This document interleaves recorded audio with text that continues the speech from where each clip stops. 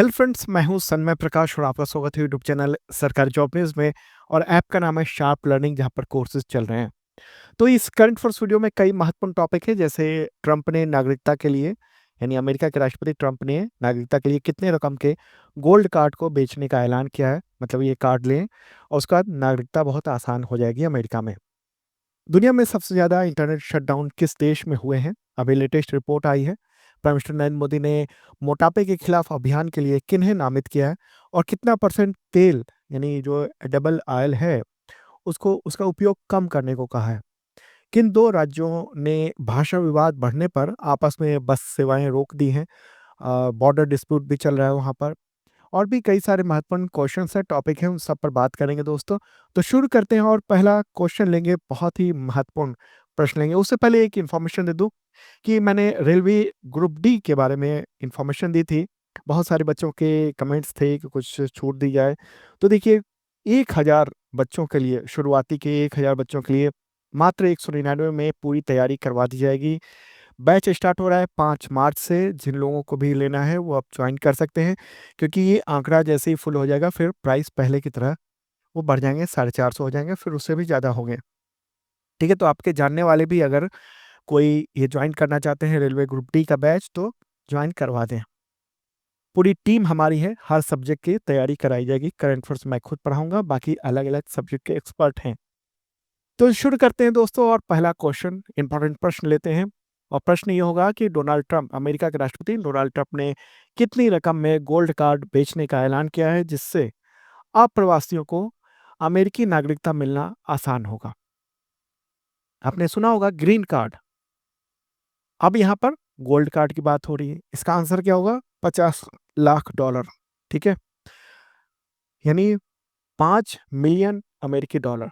इतने देंगे तो ये गोल्ड कार्ड मिल जाएगा। और ये न्यूज़ देख रहे हैं आप द हिंदू में। ठीक है, तो अमेरिकी राष्ट्रपति ने ये नए वीज़ा प्रोग्राम की शुरुआत कर दी है। गोल्डन कार्ड जो है एक वीज़ा प्रोग्राम है। इससे पहले ग्रीन कार्ड हुआ करता था, अभी भी है, लेकिन उसको अब हतोत्साहित किया जाएगा और अब ये गोल्ड कार्ड दिया जाएगा। एक वीज़ा प्रोग्राम है। इसके ज़रिए जिन लोगों को ये वीज़ा मिल जाएगा उनको नागरिकता मिलना बहुत आसान हो जाएगा। और इसे $5 मिलियन में बेचा जाएगा, यानी $50 लाख में बेचा जाएगा। अगर रुपए में कन्वर्ट करेंगे इसको तो 44 करोड़ रुपीस होते हैं। 44 करोड़ रुपए अगर हैं तो आप ये कार्ड ले सकते हैं, गोल्ड कार्ड ले सकते हैं अमेरिका का। ठीक है, तो डोनाल्ड ट्रंप जो राष्ट्रपति हैं उन्होंने ये कहा है कि ये कार्ड ग्रीन कार्ड का प्रीमियम संस्करण है। जो जो भी वहाँ आ रहे हैं, अनिवासी हैं, तो उनके नागरिकता का मार्ग प्रदर्शन करेगा। और भविष्य में जो ना 10 लाख गोल्ड कार्ड बेचे जाएंगे, 10 लाख गोल्ड कार्ड बेचे जाएंगे। और कहा कि ये वीजा अमेरिकी नागरिकता के रास्ते खोल देगा, नागरिकता का एक मार्ग होगा। अमीर लोग इस कार्ड को खरीद कर अमेरिका में जाएंगे, वो भी अमीर होंगे और फिर सफल होंगे, बहुत सारा पैसा खर्च करेंगे और इससे रोजगार बढ़ेगा। ठीक है, और ये भी कहा कि इससे अमेरिका का जो राष्ट्रीय खर्च है उसका भुगतान बहुत जल्दी हो जाएगा। जो भाषण दे रहे थे वो ये बता रहा हूँ मैं। ठीक है, अच्छा, इससे पहले वहाँ पर ना ग्रीन कार्ड चलता था। ग्रीन कार्ड क्या था? उसका नाम एक्चुअल में ग्रीन कार्ड का EB-5 था, वीज़ा कार्यक्रम। ठीक है, वहाँ पर अगर आपको नागरिकता लेनी है तो आसान तरीका ये होता है EB-5 यानी ग्रीन कार्ड लेना। ये जो नियम है, ये कार्यक्रम वो 1990 में वहाँ पर लागू किया गया था। और अभी तक EB-5 यानी ग्रीन कार्ड वीज़ा के तहत ये व्यवस्था ये है कि निवेशक के तौर पर आप कम से कम 10 नए रोजगार पैदा करने वाली किसी कंपनी में $10 लाख का निवेश कर रहे हों। ठीक है, $10 लाख का निवेश कर रहे हैं तो ऑटोमेटिकली ये हो जाता है कि आप ये वीज़ा ले सकते हैं, ग्रीन कार्ड। ठीक है, और बाद में फिर पूर्ण नागरिकता हासिल हो जाती है उसके ज़रिए। लेकिन अब ये गोल्ड वीज़ा है और इसके तहत ये है कि $50 लाख का निवेश करना होगा। पूरी जाँच-पड़ताल की जाएगी, ऐसा ट्रंप का कहना है। और ये ख़ास तौर पर जो भारत, चीन, दक्षिण-पूर्व एशियाई देश जो है ना, वहाँ पर जो धनी कारोबारी हैं, निवेशक हैं, उनके लिए एक मौका मिल सकता है। वैसे ही भारत से बहुत सारे लोग जो हैं वो हज़ारों-हज़ारों की संख्या में जा रहे हैं। अब हम देखेंगे कि और ज़्यादा जाएँगे। ठीक है? तो जो सफल लोग हैं, जो निवेशक हैं, जो व्यापार में सफल हैं, वो लोग वहाँ पर पहुँचेंगे। और ट्रम्प ये भी कह रहे हैं कि जो अत्यधिक प्रतिभाशाली जो स्टूडेंट हैं, जो अमेरिका में पढ़ाई कर रहे हैं, उनको वहीं रोक दिया जाए। ठीक है? तो ये एक इम्पोर्टेंट बात रही। वहाँ कई तरह के वीज़ा मिलते हैं, उसमें से ग्रीन कार्ड वाला जो वीज़ा है ना, वो बहुत ही महत्वपूर्ण और चर्चित रहा है। ठीक है?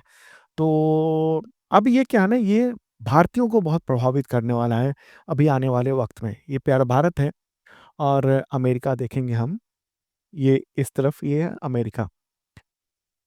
जिन भारतीयों ने EB-5 का मतलब उपयोग करने का सोचा था, उनको अब 5 गुना ज़्यादा खर्चा करने पड़ेगा। पहले $1 मिलियन पे ये ग्रीन कार्ड मिलता था, अब $5 मिलियन पर ये गोल्ड कार्ड मिल जाएगा। यानी काफ़ी अच्छा खासा रकम ये देना होगा। जिसके पास है वो आसानी से वहाँ पर नागरिकता ले पाएँगे।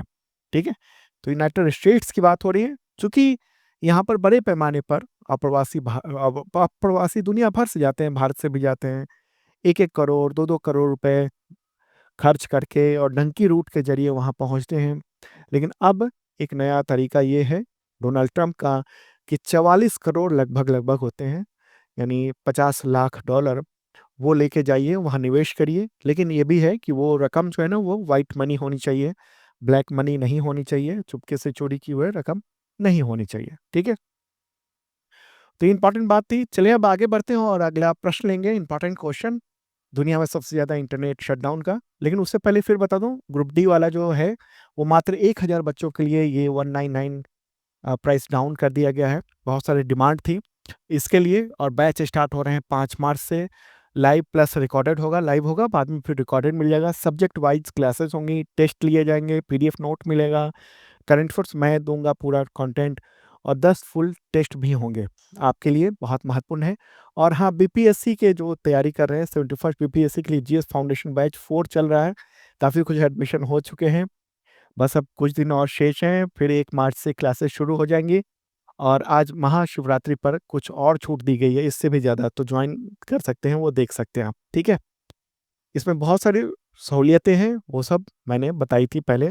आप शार्प लर्निंग ऐप पर जाकर इस वीडियो के डिस्क्रिप्शन में देख लेना, वहाँ शार्प लर्निंग ऐप का लिंक है, उस पर जाकर आप ये कोर्स ज्वाइन कर सकते हैं, ये सारे कोर्स। ठीक है? करंट अफेयर्स के भी कोर्स हैं, उस पर भी छूट चल रही है। ISPCS मेंबरशिप है, खास तौर पे इसी के लिए डिज़ाइन किया हुआ है, और दूसरा है बेसिक मेंबरशिप, जो अलग-अलग एग्जामिनेशंस के लिए है। ठीक है? देखिए ज़रूर इस वीडियो के डिस्क्रिप्शन में। आगे बढ़ते हैं और अगला प्रश्न लेंगे। दुनिया में सबसे ज़्यादा इंटरनेट शटडाउन किस देश की सरकार ने वर्ष 2024 में किए, जिसका डेटा अंतर्राष्ट्रीय संगठन एक्सेस नाउ ने जारी किया है?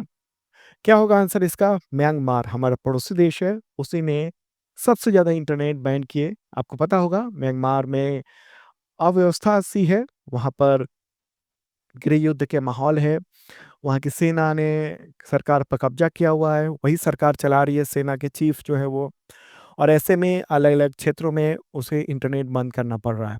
ठीक है? तो ये न्यूज़ देख रहे हैं आप कि ये ग्लोबली काफ़ी बढ़ा है, इंटरनेट शटडाउन के जो मामले हैं वो काफ़ी ज़्यादा बढ़े हैं। दुनिया भर में 2024 में 296 बार इंटरनेट बंद किया गया, और सबसे ज़्यादा म्यांमार में कितनी बार? तो 85 बार। कितना है? 85 टाइम्स इंटरनेट को बंद किया गया म्यांमार में। ठीक है? अब इसी से रिलेटेड एक और प्रश्न लेंगे और फिर डिटेल बात करेंगे। क्वेश्चन यहाँ पर होगा, अंतर्राष्ट्रीय संगठन एक्सेस नाउ की रिपोर्ट के अनुसार भारत में वर्ष 2024 में कितनी बार इंटरनेट शटडाउन किया गया? यहाँ जब भी शटडाउन की बात होगी तो इसका मतलब ये नहीं है कि अपने आप इंटरनेट बंद हो गया है। इसका मतलब ये है कि प्रशासन ने, सरकार ने इंटरनेट को शट डाउन किया, इंटरनेट को बंद किया कुछ वक़्त के लिए। तो भारत में कितने हुआ है? तो 84 टाइम। ठीक है? सबसे ज़्यादा म्यांमार में 85th टाइम, और फिर 84 टाइम्स जो है वो, यानी 84 बार भारत में ये हुआ है। तो दुनिया भर में अगर हम बात करेंगे कितनी बार इंटरनेट शटडाउन हुआ है, तो 296 बार इंटरनेट बंद किया गया। भारत में 84 बार इंटरनेट बंद किया गया। अगर हम इससे पहले की बात करेंगे, 2023 में अगर हम देखेंगे, तो 2023 में काफ़ी 96 बार, यानी 96 बार इंटरनेट शटडाउन हुए थे। फिर 2024 में 23 की तुलना में थोड़े कम हुए, 84 टाइम हुए। लेकिन दुनिया में जो है सेकंड स्थिति है। अगर हम देखेंगे दुनिया में टॉप 10 जो देश हैं जहाँ पर इंटरनेट शटडाउन हुए किए गए जानबूझ के, उनमें सबसे नंबर 1 है ये म्यांमार, फिर भारत है। म्यांमार में 85, भारत में 84, पाकिस्तान में 21, रशिया में जहाँ इतना युद्ध चल रहा है, रशिया यूक्रेन के बीच में, वहाँ 13 टाइम्स, यूक्रेन में 7 टाइम्स।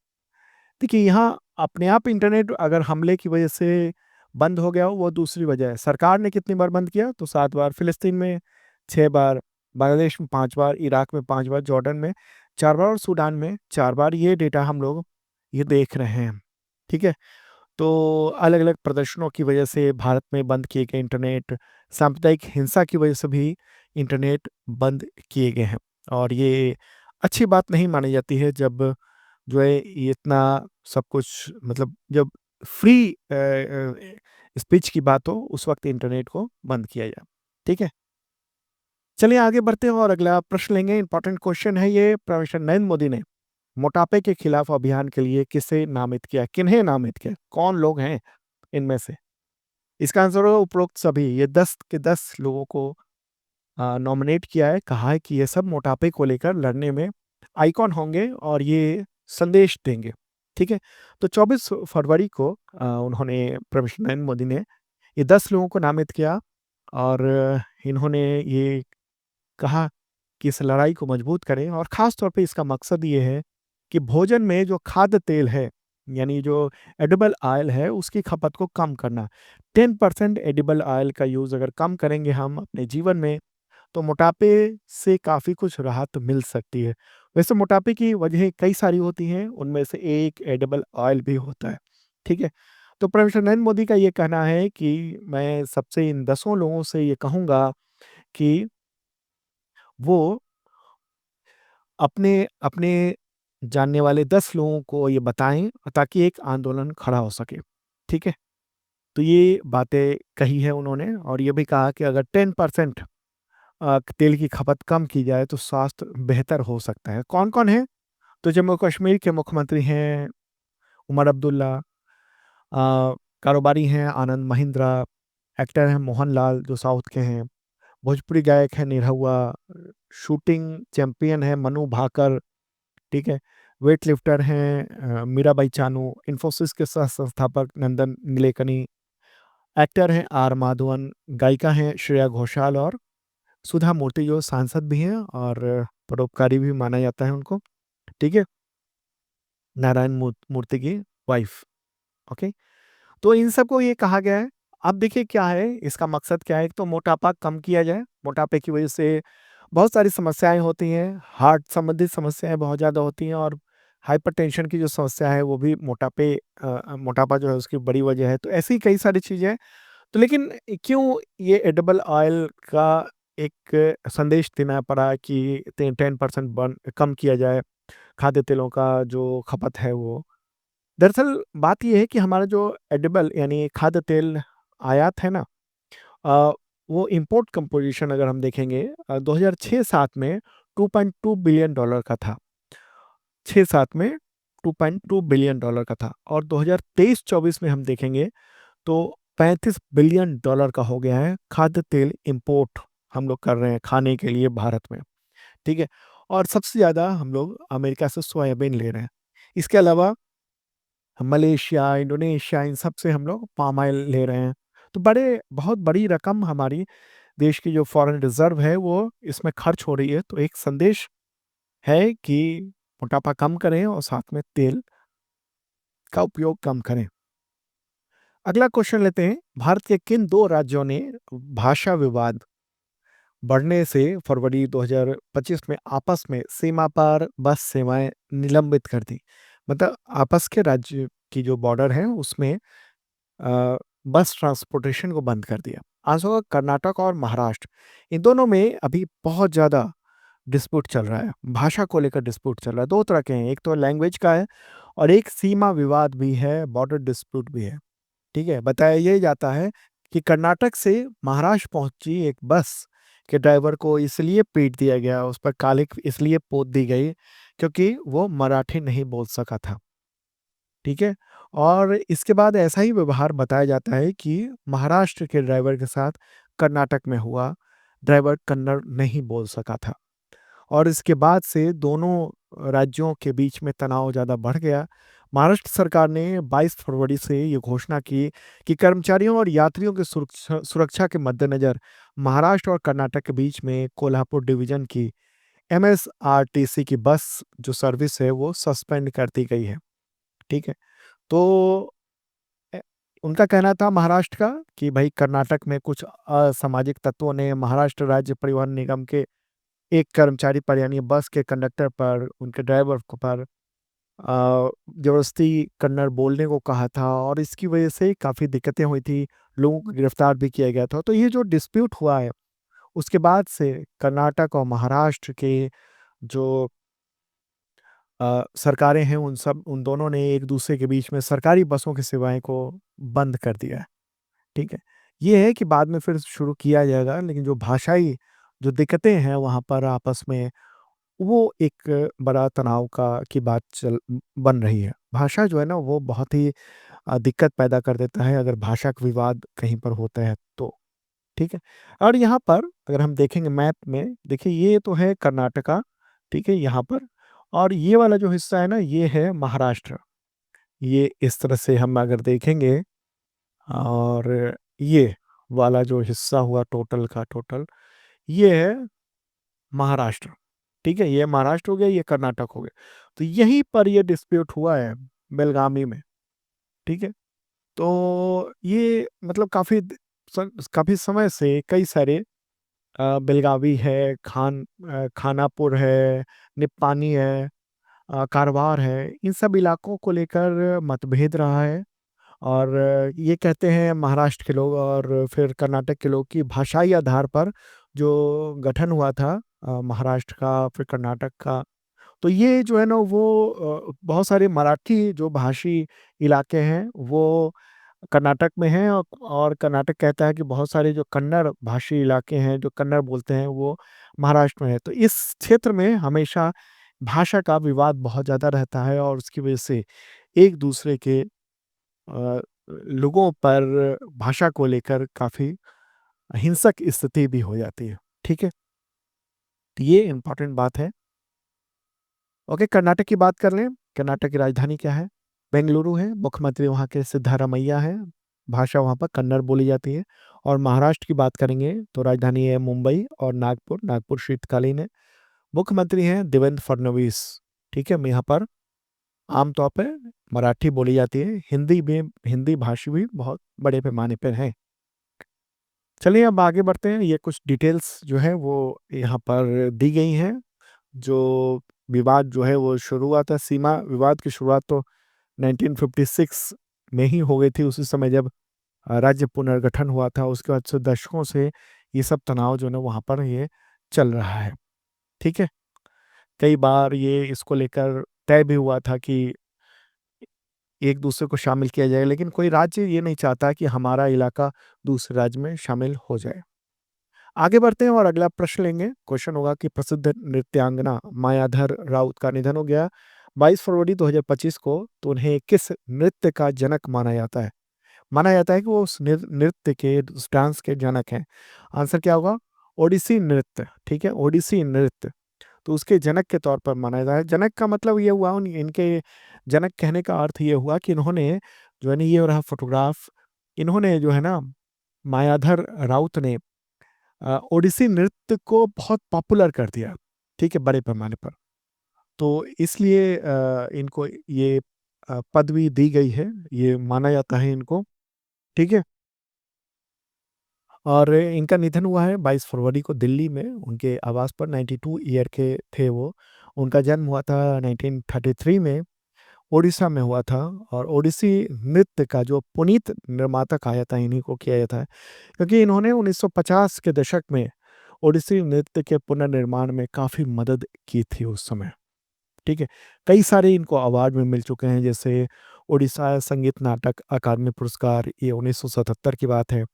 साहित्य कला परिषद पुरस्कार 1984 में, संगीत नाटक अकादमी पुरस्कार 1985 में, राजीव गांधी सद्भावना पुरस्कार 2003 में, उपेंद्र भांजा सम्मान 2005 में, टैगोर अकादमी रत्न 2011 में, पद्मश्री पुरस्कार इनको 2010 में मिल चुका है।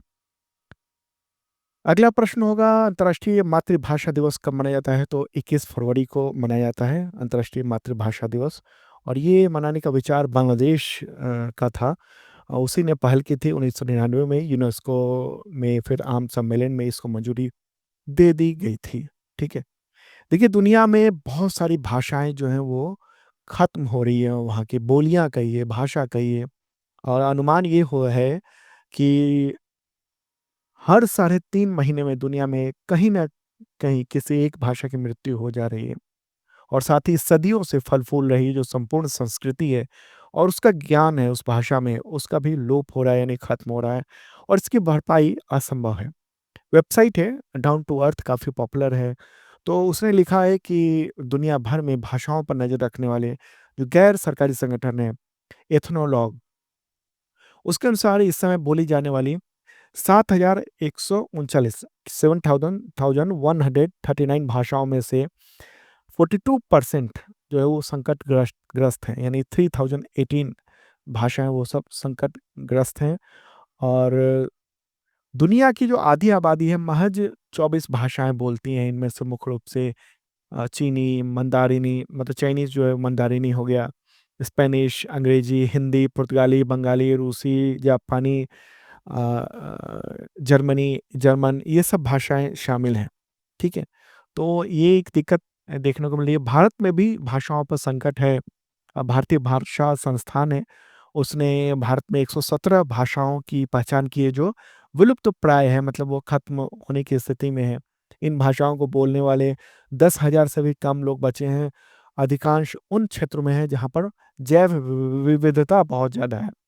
इसको अगर हम ध्यान से देखें, ये सब महत्वपूर्ण है आपके एग्जामिनेशन के पॉइंट ऑफ व्यू से। जैसे उत्तरी क्षेत्रों में जो पंजाब, हरियाणा, उत्तराखंड, हिमाचल प्रदेश, जम्मू कश्मीर में ये बहुत सारी भाषाएं हैं, जैसे रोंगपो, चिनाली, गहारी, डारमिया, जाट, जंगली, कनाशी, मलानी, जांगशुग, खासा, सियान, तेहलुग, बालास्तिन, बतेरी, बड़ा, खुशवाहरी, तो ये सब जो है विलुप्त होने के कगार पे हैं। जैसे उत्तर-पूर्व क्षेत्र में अगर देखेंगे तो ये बहुत सारी भाषाएँ हैं। इमोल, वैते, वियते, शिंज, चिरू, चौथे, इस तरह की बहुत सारी भाषाएँ हैं जो, और उसी तरह से अगर पश्चिमी केंद्रीय ज़ोन में इस तरफ देखेंगे हम, महाराष्ट्र, गुजरात, राजस्थान की ओर, तो विदोही, निहाली, बादरी, भाला, भारवाड़, तो ये सब भाषाएँ जो है ना वो विलुप्ति की स्थिति में है। दक्षिण ज़ोन में इस तरफ देखेंगे तो केरल, तमिलनाडु, आंध्र प्रदेश, कर्नाटक, तेलंगाना में मन्नन, टोडी, उराली, मूपन, मुडगु, तो ये इस तरह की भाषाएँ हैं। दूसरी तरफ बिहार, झारखंड, पश्चिम बंगाल, छत्तीसगढ़, उड़ीसा में वो थरुआ, धीमल, भुंजिया, बोडो, इस तरह की जो भाषाएँ हैं वो सब विलुप्त के कगार पर हैं। अंडमान निकोबार में भी ये स्थिति है, और ये स्रोत है केंद्रीय भाषा संस्थान, उसका ये डेटा है। ठीक है? चलिए आगे बढ़ते हैं। अगला प्रश्न होगा, एन चंद्रशेखरन के अलावा किस भारतीय को फरवरी 2025 में ब्रिटेन के Knight Commander of the Most Excellent Order of the British Empire यानी केईबी सम्मान प्राप्त हुआ? आंसर सुनील भारती मित्तल, इनको भी अवार्ड मिल गया है। पिछले दिनों मैंने बताया था एन चंद्रशेखरन जो टाटा सन्स के जो चेयरमैन हैं उनको मिला था अवार्ड, और उसके बाद अब हम लोग देख रहे हैं कि सुनील भारती मित्तल को भी मिल गया है। ये भारती इंटरप्राइज के फाउंडर हैं। ठीक है, एयरटेल वाला जो है ना वो, तो उनको ये अवार्ड दिया गया। और भारत में जो ब्रिटिश उच्चायुक्त हैं लिंडी कैमरून, तो उन्होंने ये अवार्ड, ये सम्मान इनको दिया है। ठीक है, ये काफ़ी प्रतिष्ठित अवार्ड ये माना जाता है वहाँ के किंग के द्वारा। किंग अभी कौन है वहाँ पर? चार्ल्स तृतीय। ठीक है, तो उनके द्वारा एक तरह से संदेश के तौर पर ये भेजा गया है। ब्रिटेन में प्राइम मिनिस्टर कौन है इस वक्त? कीर स्टारमर। ठीक है, चलें आगे बढ़ते हैं। केंद्रीय उत्पाद शुल्क दिवस कब मनाया जाता है? तो 24 फरवरी को मनाया जाता है हर साल। 1944 में इसी दिन जो है ना वो केंद्रीय उत्पाद शुल्क अधिनियम बना था, और इसी वजह से ये मनाया जाता है दिवस। अगला प्रश्न, हरियाणा का मुख्य सचिव यानी चीफ सेक्रेटरी किसे नियुक्त किया गया है? आंसर होगा अनुराग रस्तोगी। ठीक है, अनुराग रस्तोगी। तो इन्होंने किसकी जगह ली है? विवेक जोशी की जगह ली है। विवेक जोशी कौन? विवेक जोशी को अभी हाल ही में चुनाव आयुक्त नियुक्त किया गया है। ठीक है, मुख्य चुनाव आयुक्त एक बने, उसके बाद 2 चुनाव आयुक्त होते हैं, तो उनमें एक विवेक जोशी भी हैं।